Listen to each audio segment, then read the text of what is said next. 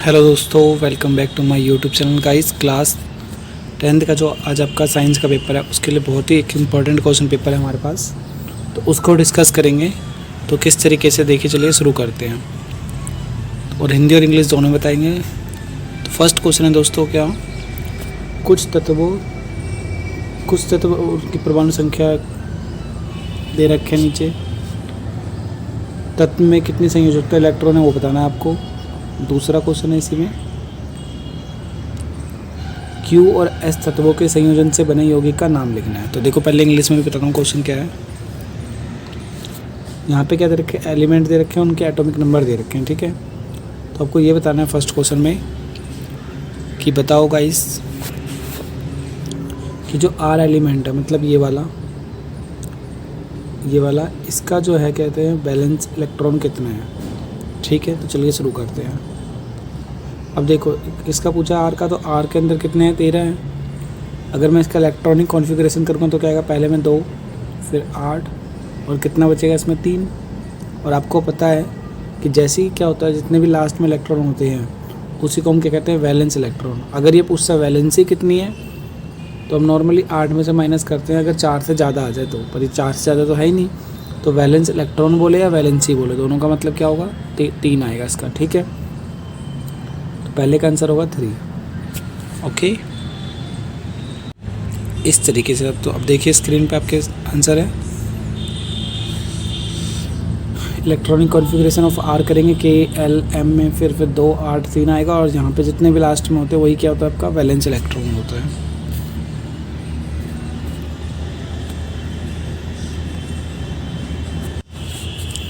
अब ये नेक्स्ट में कह रहा है दोस्तों, बताइए right the chemical formula form by the combining of joining elements Q and S। Q और S को जोड़ने से दोस्तों क्या बनेगा। तो देखो, पहले हिंदी में बताता हूँ। Q और S के संयोजन से बने यौगिक का नाम लिखना है, कंपाउंड का नाम लिखना है जो Q और S से बनेगा। तो देखो, 2 तरीके से कर सकते हो इस क्वेश्चन का आंसर। एक तो करेक्ट आंसर बता सकते हो इसका। तो पहले देखो किसका था ना आपको, Q और S का। तो Q का है ये रहा और S का है ये रहा। दोनों का इलेक्ट्रॉनिक कॉन्फ़िगरेशन करो। पहले का 2 8 और 1 आएगा। और 17 वाले का कितना आएगा दोस्तों, इसका 2 8 और 7, ठीक है। 17 हो गई। ये कितना हो गया, पहले वाले में 10 हो गया, 11 हो गया। दूसरे वाले में कितना हो गया, 17 हो गया, ठीक है। अभी क्या पूछ रहा है इसका फॉर्मूला। तो देखो, इसके लास्ट में कितना है 1, इसके लास्ट में कितना है 7। अगर लास्ट में इसके 7 है पहले वाले Q वाले के, तो इसको यानी ये सिर्फ और सिर्फ किसी को एक दे सकता है, किसी से एक ले सकता 7 ये, ताकि अपने आप को पूरा कर सके। बट ये जो नीचे वाला है 7 क्या करेगा, और इसके पास है तो ये क्या करेगा, 8 - 1 करेगा और 8 - 7 करेगा और किसी से 1 ले लेगा। क्या ले लेगा दोस्तों, किसी से 1 ले लेगा ये, है ना। तो इसका फॉर्मूला क्या बनेगा, देखो ऐसे, Q और S। तो Q का +1 होता है और S का -1 होगा। तो ये इसके पास जाएगा तो क्या बोलेंगे Q, और ये इसके पास आएगा तो क्या बोलेंगे S। तो ये इसका आंसर होगा, ठीक है।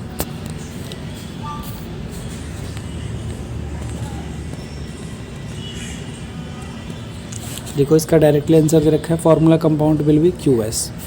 बट अगर आप इसका नाम लिखना चाहो डायरेक्टली तो देखो कैसे लिख सकते हो, क्योंकि A के लास्ट में यानी कि किसकी बात कर रहे हैं, 11वें नंबर पे कौन आता है दोस्तों, सोडियम आता है।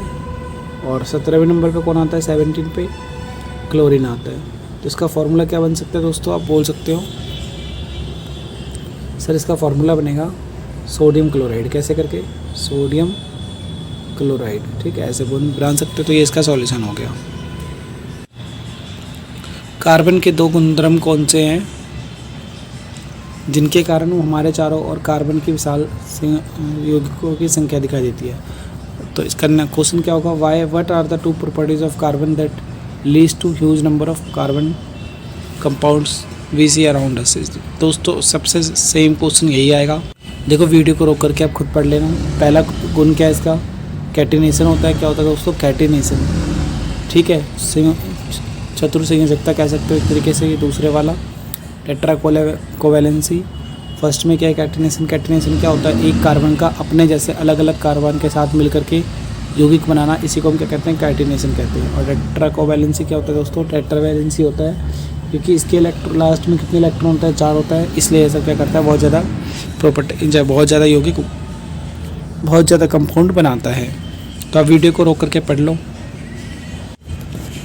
तो आप पहले का तो आंसर देख सकते हो, इसके ऑप्शन में क्वेश्चन है एल्कीन के द्वितीय सदस्य का, किसका, सेकंड का आणविक सूत्र लिखिए। तो देखिए भाई एल्कीन, तो एल्कीन का और क्या कह रहा है, पहले सदस्य की संरचना बनाइए।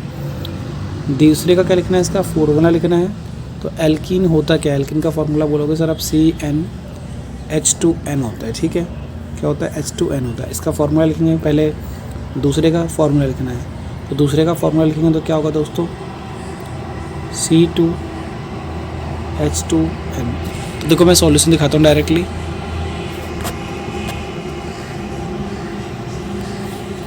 Second member of the alkene series will be, general formula क्या है, CnH2n, ये रहा जनरल फार्मूला है। तो अब अगर ये जनरल फार्मूला है तो गाइस, तो एज CH2 जो होता है, यानी कि अगर मैं इसमें देखो Cn है, H2n है, इसके अंदर अगर मैं n की वैल्यू 1 पुट करूँगा तो क्या होगा C1, और फिर H को 2 से इंटू करेंगे तो क्या होगा H2, यानी कि क्या बनेगा हमारा रियल में,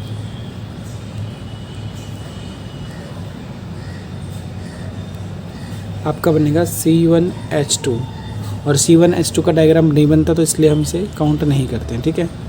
तो फर्स्ट मेंबर क्या हो जाएगा इसका, C2H4 हो जाएगा, H4 हो जाएगा। तो देखिए ये रहा फर्स्ट मेंबर, यानी कि पहला मेंबर ये हो गया, पहला सदस्य हो गया। और दूसरा सदस्य क्या होगा दोस्तों, C3H6 हो जाएगा। दूसरा सदस्य जिसको मैंने अंडरलाइन किया है, प्रोपीन होता है, प्रोपीन होगा एक तरीके से। और स्ट्रक्चर किसका बनाना है दोस्तों, फर्स्ट वाले का, किसका बनाना है, फर्स्ट वाले का। तो फार्मूला क्या है फर्स्ट का, C2H4 है ना, तो 2 कार्बन, 1 कार्बन इधर, 1 कार्बन इधर, क्योंकि ये एल्कीन है, किसका बनाना है, मैं एल्कीन का। तो एल्कीन में एक तो डबल बॉन्ड होता है, तो डबल बॉन्ड बना दो बीच में। हाइड्रोजन कितने हैं, 4, तो 1 इधर 1 नीचे, 1 इधर 1 नीचे, ये लगा दो, आपका हो गया सॉल्यूशन, ठीक है दोस्तों। अब मैं क्या करूँगा, क्वेश्चंस बोलूँगा और इसके आंसर जो है ना दे रखे, इसको सिर्फ मैं स्क्रीन पे लगाऊंगा, आप वीडियो को रोक करके पढ़ लेना। तो देखिए क्वेश्चन, नेक्स्ट क्वेश्चन की बात करते हैं दोस्तों। आपकी स्क्रीन पे क्वेश्चन नंबर 3 है, द्विखंडन बहुखंडन से किस प्रकार भिन्न है। तो जल्दी से मैं सिर्फ क्वेश्चन दिखा रहा हूँ, आप वीडियो को रोक करके पढ़ लीजिए और अपना आंसर अपने बुक से ढूंढ के कर लीजिए, आपके सपोर्टिंग मटेरियल आपके बुक में हो सकता है ये, ठीक है। तो देखिए क्वेश्चन किस तरीके से है। क्वेश्चन है आपके पास दोस्तों कि द्विखंडन बहुखंडन से किस प्रकार भिन्न है, पहला क्वेश्चन। दूसरा है ब्रेसन उदरीय गुहा के बाहर क्यों स्थित है, कारण दीजिए, ठीक है। इंग्लिश में क्या आएगा इसका क्वेश्चन,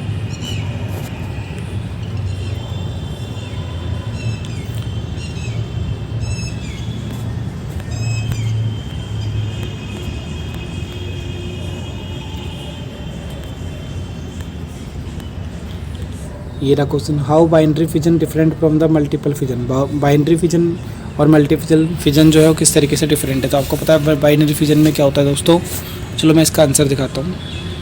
ये रहा देखो गाइस, बाइनरी फिजन और मल्टीपल फिजन में क्या डिफरेंट है। तो आप वीडियो को रोक करके पढ़ लो, दोनों का एग्जाम्पल याद रखना।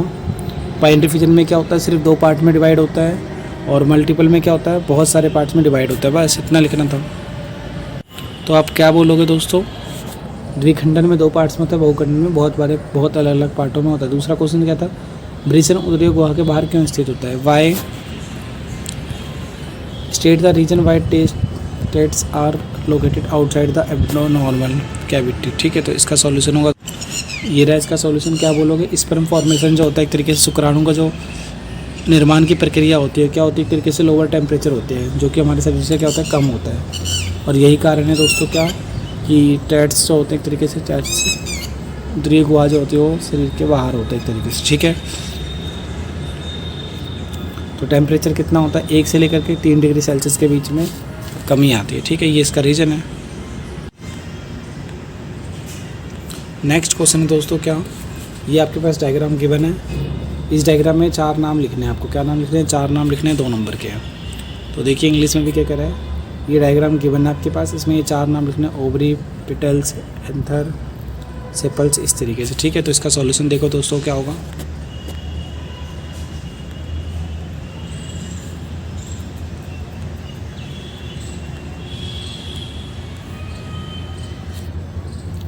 ये वाला जो हिस्सा होता है ये एथर होता है, ठीक है। फिर इसका दूसरा पार्ट दे रखा है, फिर इसका ये पार्ट दे रखा है, और फिर इसका ये पार्ट दे रखा है। तो कहाँ पे अंडाशय होगा, कहाँ पे क्या होगा, आप आराम से देख। तो आपको याद रखना है अंडाशय, इस वाले हिस्से को अंडाशय कहते हैं। तो आप सॉल्यूशन देख सकते हो अपना सपोर्ट मटेरियल से। आगे चलते हैं गाइस। क्वेश्चन नंबर 4 की बात करते हैं दोस्तों। क्वेश्चन नंबर 4 में कह रहा है मटर के लंबे पौधे और छोटे पौधे की संकरण प्रक्रिया दिखाइए और F1 पीढ़ी का फिनोटाइप रेशियो भी लिखना है। क्या दिखाना है इसमें दोस्तों? क्रॉस कराना है किसके बीच में? स्मॉल, एक तरीके से हम कह सकते हैं टॉल प्लांट का, और फिर डिवॉर्फ प्लांट का और उनके बीच का जो रेशियो होगा, ठीक है, फिनोटाइप रेशियो, उसे भी दिखाना है F1 जनरेशन का। तो चलिए दिखाते हैं।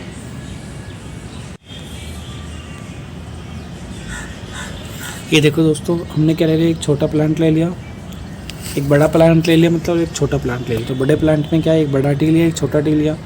तो इनके 2 बच्चे हो सकते हैं, मान सकते हो कैसे, एक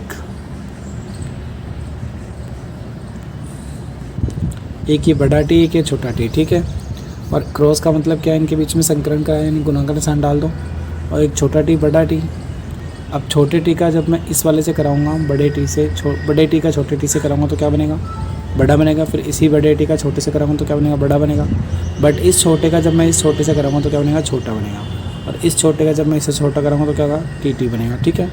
तो इस तरीके से आप ये देख सकते हो। तो क्या आ रहे हैं इसमें, आप बोलोगे सर 2 लंबे पौधे आ रहे हैं और 2 छोटे पौधे आ रहे हैं, ठीक है। तो ये इसका जनरेशन हो गया। और इसका रेशियो क्या होगा, ये 2 बड़े 2 छोटे, यानी 2:2, और 2:2 का मतलब कितना, 1:1 होता है। तो ये आपका सॉल्यूशन हो गया। अगला क्वेश्चन दोस्तों, विद्युत मोटर किस सिद्धांत पर काम करता है, ठीक है। जो इलेक्ट्रिक मोटर होता है वो किस प्रिंसिपल के ऊपर बेस्ड होता है। तो चलिए देखते हैं इसका सॉल्यूशन। तो हम कह सकते हैं दोस्तों, जो इलेक्ट्रिक मोटर होता है वो क्या होता है, एक तरीके से जो फ्लेमिंग का लेफ्ट हैंड रूल होता है, मतलब बायां हस्त नियम होता है, उसके अनुसार एक मोटर जो होता है वो कार्य करता है, उसी के ऊपर वो बेस्ड होता है। तो करंट क्या होता है, एक तरीके से कैरी करता है। तो यानी आप ये आंसर पढ़ सकते हो आराम से, और इसका डायग्राम भी दिखा सकते हो दोस्तों। तो मैंने स्क्रीन पे लगा दिया, आप पढ़ सकते हो आराम से, और हिंदी वाले बच्चे कोई बुक से पढ़ सकते हैं। अगले क्वेश्चन की बात करते हैं दोस्तों, कि माना कि एक धारावाही चालक को स्वतंत्र रूप से लटकाया गया है, यह किस दिशा में रुकेगी और क्यों रुकेगी। किसको लटकाया गया है, परिनालिका को, ठीक है दोस्तों। Current carrying solenoid coil is suspended freely in which direction well it settled and by. तो क्या बोलोगे दोस्तों, कि जो सोलोनॉइड होता है, एक तरीके से परिनालिका होती है, वो कहाँ रुकती है, वो नॉर्थ साउथ डायरेक्शन में रुकती है, यानी कि उत्तर दक्षिण दिशा में रुकती है। Because it behaves like a bar magnet, मतलब क्योंकि जो परिनालिका होती है वो कैसे काम करती है, एक तरीके से चुंबक के तरह ही काम करती है। चुंबक कहाँ रुकती है, एक तरीके से चुंबक कहाँ रुकती है दोस्तों, आप बोलोगे चुंबक रुकती है सर नॉर्थ साउथ में रुकती है। कहाँ रुकती है, नॉर्थ साउथ में रुकती है। तो नॉर्थ साउथ का मतलब उत्तर दक्षिण में रुकेगी, ठीक है। बात करते हैं क्वेश्चन नंबर 6 की। तो क्वेश्चन नंबर 6 में कह रहा है, यदि क्या होगा यदि हम किसी आहार श्रृंखला से सभी शाकाहारी जीवों को समाप्त कर दें। मतलब जो हमारा एक तरीके से फूड चैन होता है, ठीक है दोस्तों, फूड चैन है, इसमें से अगर हमने क्या करा दोस्तों, हर्बीवाइवर्स को हमने किल कर दिया, शाकाहारी जीवों को हमने क्या कर दिया, हटा दिया। शाकाहारी मतलब जो भी नॉन वेजिटेरियन होते हैं एनिमल्स, उनको हमने ख़त्म कर दिया। तो क्या होगा, तो देखिए इसके बारे में बताता हूँ थोड़ा सा। तो एक शब्द में अगर हम बात करें तो इसका डायरेक्ट आंसर क्या कह सकते हो, कि इकोसिस्टम जो है ना दोस्तों, इकोसिस्टम ये क्या हो जाएगा, इम्बैलेंस्ड हो जाएगा। क्या हो जाएगा, इम्बैलेंस्ड हो जाएगा। कैसे हो जाएगा इम्बैलेंस्ड, देखो अभी ये भी एक्सप्लेन करते। तो इकोसिस्टम मतलब हमारा जो प्राकृतिक सिस्टम है, एक तरीके से वो क्या हो जाएगा, एक तरीके से असंतुलित हो जाएगा। किस तरीके से, देखो अगर आपने क्या कर दिया, शाकाहारी जीवों को मार दिया, जैसे शाकाहारी जीवों को आप मारोगे तो क्या होगा, वहाँ पे जो अगले ट्रॉपिक लेवल होंगे, सेकेंडरी लेवल, वहाँ पे क्या होगा दोस्तों, कमी आ जाएगी। किस चीज़ की, हम कह सकते हैं। तो यहाँ पे the number of the individual in the next trophic level will be decrease due to the non availability of food. जो दूसरा लेवल होगा वहाँ पे क्या होगा, जो जीव होंगे उनकी कमी आ जाएगी, क्योंकि वहाँ पे क्या होगा दोस्तों, फूड की कमी आ जाएगी। और इसी तरीके से बात करें पहले लेवल में, तो जब पहले level also number of the individuals first trophic level, जो फर्स्ट लेवल होता है दोस्तों इस तरीके से, ठीक है, इस तरीके से हम जो बनाते हैं, तो इसके अंदर फर्स्ट लेवल पे क्या होगा गाइस, फर्स्ट लेवल पे ये होगा कि वहाँ पे क्या हो जाएगा, एनिमल्स की जनसंख्या बढ़ जाएगी, क्योंकि उनको तो कोई खाएगा ही नहीं ना, उनको कोई नहीं खाएगा। तो इससे क्या होगा दोस्तों, इकोसिस्टम इम्बैलेंस हो जाएगा। ठीक है, अगला क्वेश्चन है दोस्तों, जैव अनिर्णीकरणीय का पदार्थ का अनुचित निपटारा पर्यावरण को किस प्रकार प्रभावित करता है।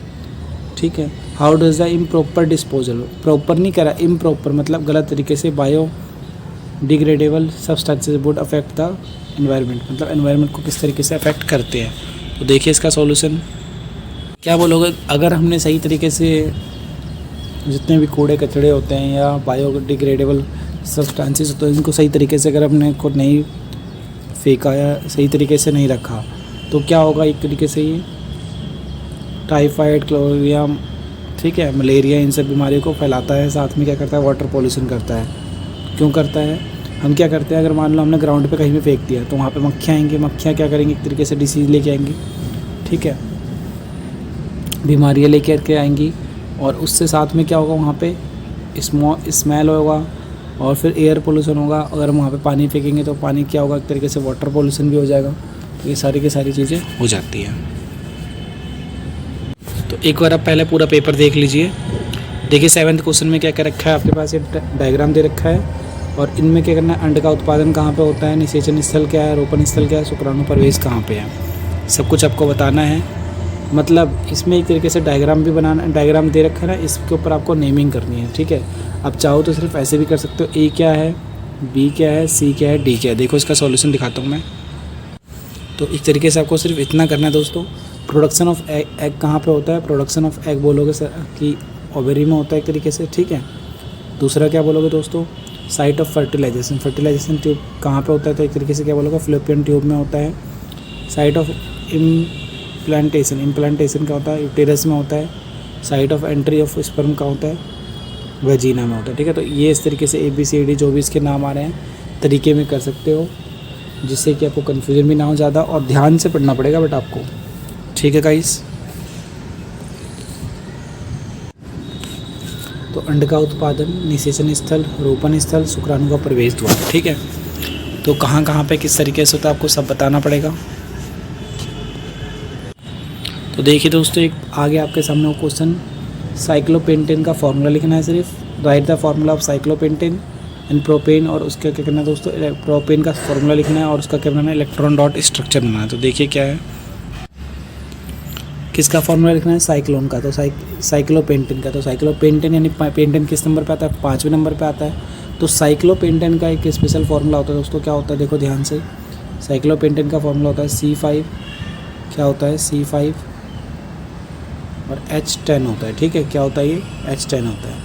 अब बात करें प्रोपेन का, तो प्रोपेन का फॉर्मूला क्या होगा, C3 और H8 होगा। ठीक है, इसका डायग्राम बनाना है।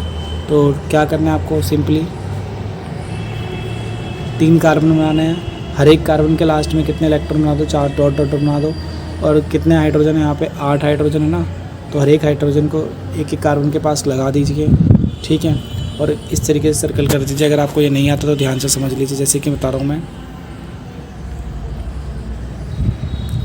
1 कार्बन, 2 कार्बन, 3 कार्बन। ठीक है, इसका 1 कार्बन ये रहा, एक ये रहा, एक ये रहा। ठीक है, फिर 1 कार्बन यहाँ लगाएगा, 1 कार्बन अपना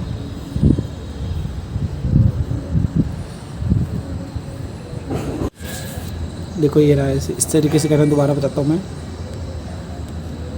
1 कार्बन, 2 कार्बन, 3 कार्बन। ठीक है, 1 इलेक्ट्रॉन यहाँ, एक यहाँ, एक यहाँ, एक यहाँ, एक यहाँ, एक यहाँ। क्योंकि आपको पता है प्रोपेन है, यानी कि क्या है, सिंगल बॉन्ड बनेगा, तो एक एक इलेक्ट्रॉन हर जगह बना दीजिए। तो उसको ये रहा, ये रहा, ये रहा, और हर जगह एक हाइड्रोजन बना दीजिए। ठीक है, गोला कर देना ऐसे, ये ऐसे, ये ऐसे, ये ऐसे, इस तरीके से। और इस वाले कार्बन की बात करूँ मैं तो क्या होगा दोस्तों, इस वाले कार्बन में आपका ऐसे आएगा। ठीक है, जैसे कर रखा है।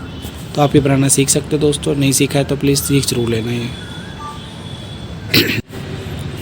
अब इसके बाद एक वो क्वेश्चन आता है दोस्तों जो आपके चैप्टर 5 से आ रखा है कि बताइए जो डॉर्बिन था उसके तरीक़ों को हम किस तरीके से वर्गीकृत कर सकते हैं। ठीक है, तो इन दोनों में से बताना है कि कौन से वाला डॉर्बिन को सेट कर सकता है, और इसका परमाणु मास, एटॉमिक मास भी दे रखा है इस तरीके से, और आपको रीजन भी देना है। ठीक है, तो क्या बोलोगे दोस्तों इसका, सबको किसी तीन को जिसमें भी आपको, देखो मैं सॉल्यूशन दिखाता हूँ। पहले क्वेश्चन इसका इंग्लिश में पढ़ते हैं। Atomic mass can following group of,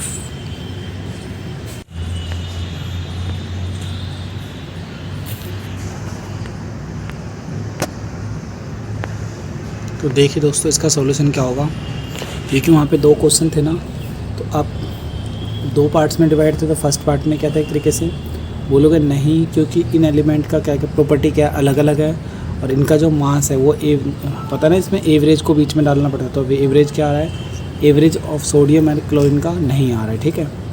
तो इसी तरीके से दूसरा क्या है इसमें, सेकंड वाला बोलोगे यस ये आ सकता है, क्योंकि बिकॉज ऑफ दीज एलिमेंट्स, मतलब क्योंकि इन तत्वों का क्या है, गुणधर्म एक समान है। और मैग्नीशियम का जो है क्या कहते हैं, एवरेज एक तरीके से वो बेरिलियम और कैल्शियम के बराबर है, ठीक है। तो देखो मैं बताता हूँ कैसे।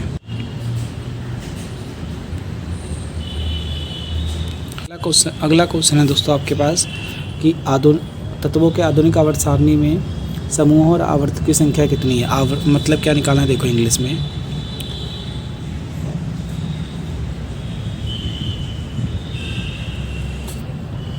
हाउ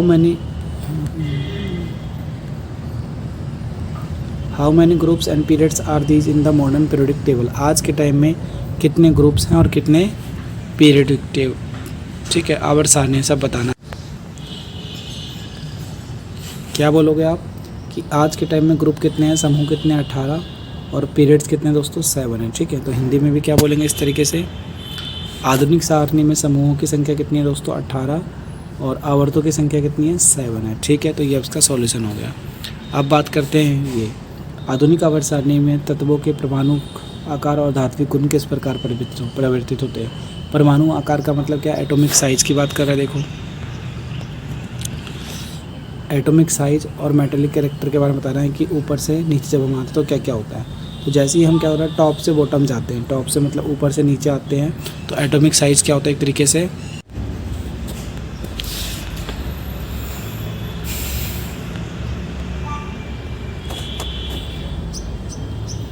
पहली बात तो 18 ग्रुप है दोस्तों, 7 पीरियड्स हैं, ठीक है। अब बात करते हैं कि ऊपर से हम जब नीचे आते हैं तो एटॉमिक साइज़ क्या होता है। क्या दोस्तों, एटॉमिक साइज़ का मतलब क्या, एक हम कह सकते हैं परमाणु की जो आकार है, परमाणु का जो आकार है उसमें क्या चेंज आता है ऊपर से नीचे आने पे, ठीक है दोस्तों। और मेटेलिक कैरेक्टर भी क्या होता है। तो पहली बात तो एटॉमिक साइज़ क्या होता है दोस्तों, बढ़ता है। क्या होता है, एटॉमिक साइज़ बढ़ता है हम जैसे ऊपर से नीचे आते हैं। क्यों बढ़ता है, क्योंकि उसकी त्रिज्या क्या होती है दोस्तों, बढ़ जाती है, उसकी रेडियस क्या होती है, बढ़ जाती है। सेकंड कह रहा है इसका मेटेलिक कैरेक्टर, मतलब धात्विक गुण क्या होता है वो भी बढ़ता है। ऊपर से हम नीचे आते हैं धात्विक क्या होते हैं और भी मजबूत होते हैं, ठीक है। दूसरा क्या था क्वेश्चन इसमें, दूसरा क्वेश्चन था इसमें कि बताइए जब हम लेफ़्ट से राइट में जाते हैं, लेफ़्ट से राइट में मतलब इधर से हम क्या जा रहे हैं, इधर जा रहे हैं, ठीक है। बाएं से दाएं में जाते हैं तो एटॉमिक साइज़ क्या होता है, घटता है। क्योंकि उसमें क्या होता है, इसलिए घटता है क्योंकि वहाँ पे परमाणु की संख्या, इलेक्ट्रॉन की संख्या बढ़ जाती है इसलिए। और मेटालिक गुणधर्म क्या होता है, कम होता है, ठीक है दोस्तों। अब बात करते हैं गाइस कि क्या होता है जब किसी पुष्प के परागकण उसी पुष्प के परागकण के दूसरे प्रजाति के साथ प्रतीकाग्र पर स्थानांतरित होते हैं। इसे संपूर्ण प्रक्रिया को समझाइए। हाइड्रा और ईस्ट में मुकुल में अंतर स्पष्ट कीजिए। What happen to the pollen grains of a flower when it's transfer to a stigma of a same flower other than of the same species, explain the whole process. और साथ में कर रहे हैं डिफरेंस करना है हाइड्रा और east के बीच में, ठीक है। तो क्या होता है देखो, जब पोलन क्या होता है, pollen grounds the pollen tubes to reach the female gamete in और ओवरी। तो मतलब अगर वो उसी में होगा तो क्या होगा, कहाँ पहुँच जाएगा, उसी वाले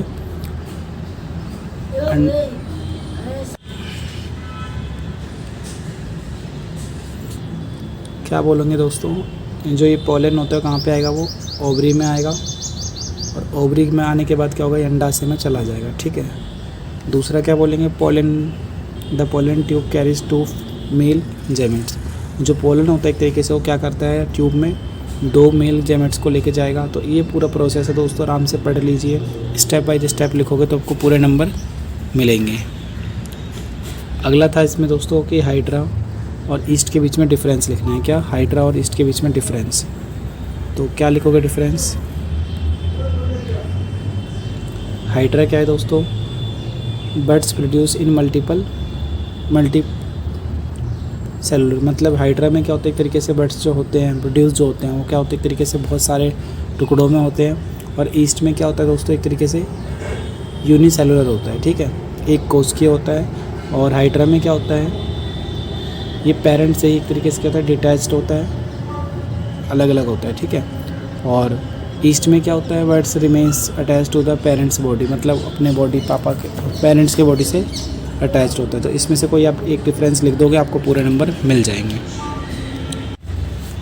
बात करते हैं दोस्तों इस क्वेश्चन की, 4 ओम के प्रतिरोधक के दोनों सिरे के मध्य विद्युत धारा निकालनी, मतलब आपको आई निकालना है फर्स्ट वाले में।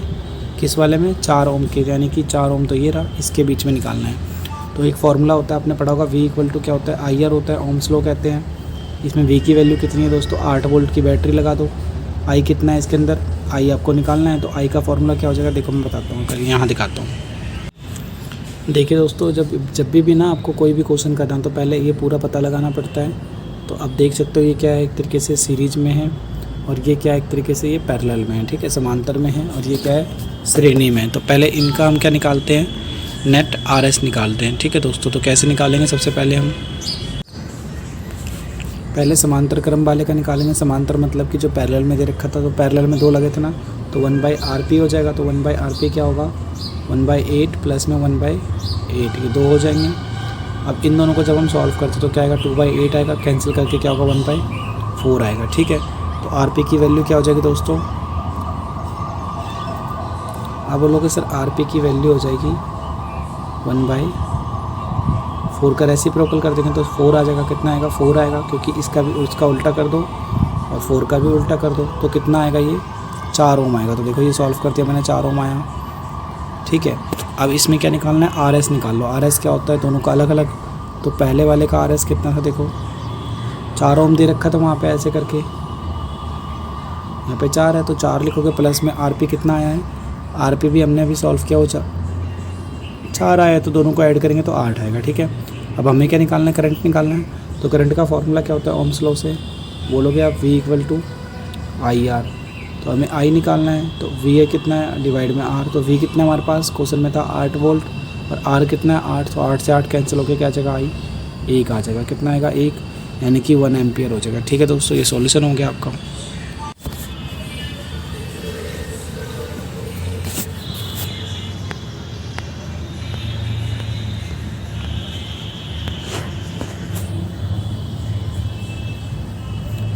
ऐसे केस में आपको क्या करना है, directly V equal to IR लगाना है। और V की वैल्यू I कितने हमारे पास, क्योंकि 1 है, और R कितना है, 4। तो कितना हो जाएगा दोस्तों, 4 वोल्ट हो जाएगा, ठीक है। तो देखो 4 वोल्ट आ रखा है। अगर आपको इस चैप्टर का कोई क्वेश्चन ना आए और उसमें अगर विभवांतर निकालने को बोले, पोटेंशियल एनर्जी बोले, तो आप V इक्वल टू IR ज़रूर लिख देना। तो इसमें कम से कम आपको आधा नंबर मिलने के पूरे चांस होंगे। अब बात करते हैं क्वेश्चन नंबर 12 की। तो ये क्वेश्चन नंबर 12 आप खुद पढ़ लीजिए आराम से वीडियो को रोक करके, और मैं इसका आंसर दिखा दे रहा हूँ, ठीक है दोस्तों। ये है इसका सॉल्यूशन पूरा का पूरा।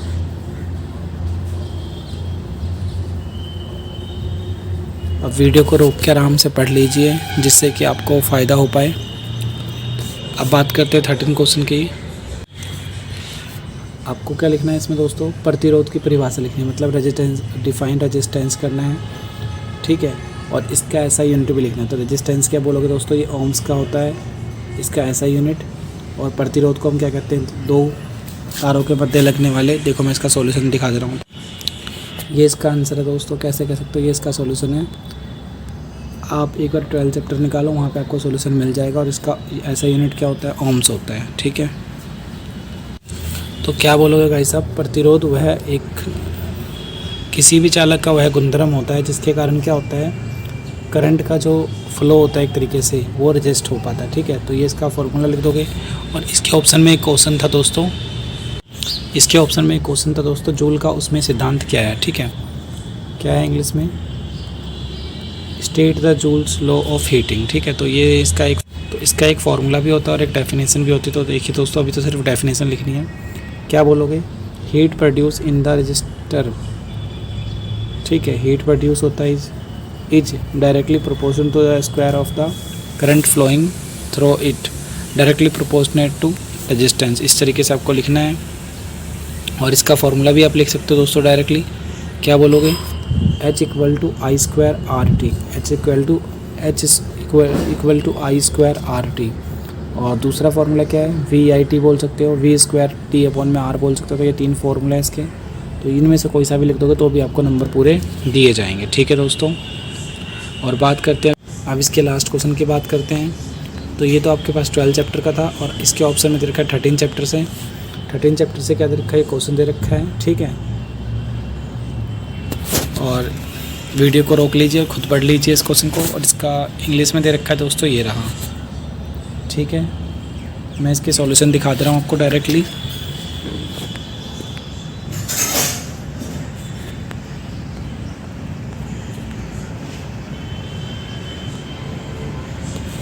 ये रहा, tungsten is use to filament elements lamps because is the melting point is extremely high. क्योंकि इसका जो गलनांक बिंदु होता है एक तरीके से दोस्तों, ठीक है, वो बहुत ही ज़्यादा क्या होता है? हाई होता है। इसलिए यहाँ पे हम क्या कह सकते हैं? मेल्टिंग पॉइंट ज़्यादा होता है। और दूसरा क्या है इसमें? How does the resistance of wire very is it's area cross. कह रहा है कि दोस्तों इसमें बताइए कि किसी तार का प्रतिरोध उसकी कास्ट के क्षेत्रफल के परिवर्तन के साथ किस प्रकार परिवर्तित होता है। तो इसका एक सॉल्यूशन ये रहा आपके सामने।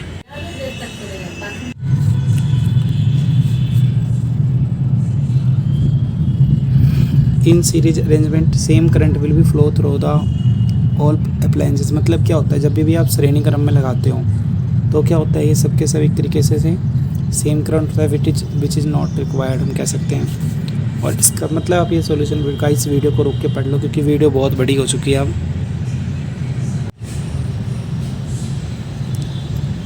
अगर आप हिंदी मीडियम और अगर आपको दिक्कत हो रही है तो दोस्तों थोड़ा सा आप सपोर्ट मटेरियल से हेल्प ले सकते हो। अब बात करेंगे इस क्वेश्चन के दोस्तों कि चैप्टर 9 से मटर के पौधे हैं, एक बड़े पौधे हैं, एक बौने पौधे हैं, संकरण कराया गया, इस तरीके से दिखा रखा है। तो इसके प्रयोग में प्रभावी और अप्रभावी लक्षण कौन कौन से आपको लक्षण बताने हैं। मतलब पहले आपको सिर्फ और सिर्फ कैरेक्टर बताने हैं जो कि डोमिनेंट होगा और रिसेसिव होगा। तो देखिए सॉल्यूशन इसका, इसमें सॉल्यूशन देने का तो आप खुद लिख देना, एक डोमिनेंट ट्रेट और एक रिसेसिव ट्रेट लिख देना। इसका रेशियो पूछा है दोस्तों तो 3:1। और देखो आपको इसको याद रखना पड़ेगा, फिनोटिप रेशियो क्या होता है? 3:1 होता है और जेनोटिप रेशियो क्या होता है? 1:2:1 होता है। ठीक है, F2 जनरेशन में।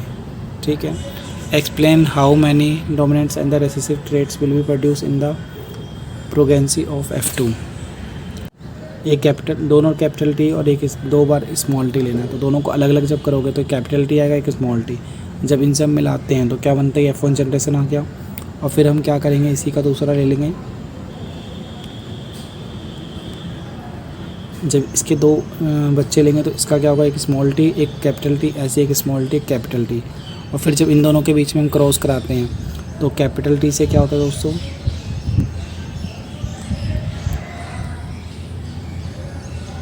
कैपिटल टी से क्या होगा? स्मॉल टी का कराएंगे तो कैपिटल टी बनेगा। फिर इसका इससे कराएंगे तो क्या होगा? एक बड़ा एक छोटा बनेगा। फिर दोनों के छोटे छोटे बन सकते हैं और फिर दोनों छोटे छोटे बन सकते हैं, मतलब एक कैपिटल टी एक स्मॉल टी। तो इसका रेशियो क्या होगा? 1:2:1 होता है। ठीक है, इस तरीके से आप कह सकते हो। क्वेश्चन दोस्तों, एक संकरण और द्विसंकरण क्रॉस में मेंडल के क्या क्या लक्षण थे? किसके? एक क्रॉस और ध्रुवी क्रॉस। यानी कि what are the specific observation of Mendel notation monohybrid and dihybrid में। ठीक है, डाइहाइब्रिड में। तो इसके अंदर आपका सॉल्यूशन ये रहा, ये इसका सॉल्यूशन है दोस्तों। तो आप यहाँ से पढ़ सकते हो थोड़ा सा, और अगर आपको बड़ा आंसर चाहिए तो आप वो आपको खोलनी पड़ेगी। ठीक है, और एक और क्वेश्चन है 15 चैप्टर का। तो ये इसका क्वेश्चन है दोस्तों। ठीक है, तो इसे आप देख सकते हो, आराम से पढ़ सकते हो। तो इन क्वेश्चनों के आंसर देने हैं आपको। कि लोह चूर्ण जो होता है ऐसा क्यों बनता है, क्योंकि लोह चूर्ण किसकी तरह काम करता है, एक तरीके से चुंबक की तरह काम करता है, इसलिए ऐसा बनता है। रेखा है जिस ये क्या क्या प्रदर्शित करती है, तो आप बोलोगे क्या कर बनाती है, ये चुंबकीय रेखा बनाती है, यानी कि मैग्नेटिक फील्ड बनाती है। इस तरीके से चुंबक के सिरे की अधिकता क्या इंगित करता है, चुंबक। देखो तो इसका सॉल्यूशन दिखाता हूँ मैं आपको। The iron filings experience force due to the magnetic fields and this aligns the themselves along the magnetic field. ये मतलब फर्स्ट 15 का दोस्तों आंसर है। अब वीडियो को रोक करके पढ़ लेना, ठीक है। ये कैसे वर्क करता है, एक तरीके से नॉर्थ पोल और साउथ पोल की तरह मैग्नेट जो बार होता है उसकी तरह से वर्क करता है, ये मैग्नेटिक फील्ड बनाता है। तो ये सब बता रखा है, ठीक है।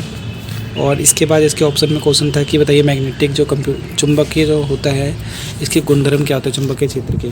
तो क्या कह सकते हैं, दो मैग्नेटिक फील्ड आपस में कभी भी एक दूसरे को इंटरसेक्ट नहीं करते, यानी कि काटते नहीं हैं। और क्या होता है, एक तरीके से magnetic field lines always point in direction of magnetic field. कैसे बनता है डायरेक्शन, इसका मैग्नेटिक फील्ड के डायरेक्शन में होता है। तो दोस्तों कैसा है आपकी तैयारी, अब कमेंट सेक्शन में ज़रूर बताना दोस्तों। All the best. वीडियो पसंद है तो दोस्तों लाइक कर दीजिए। Thank you.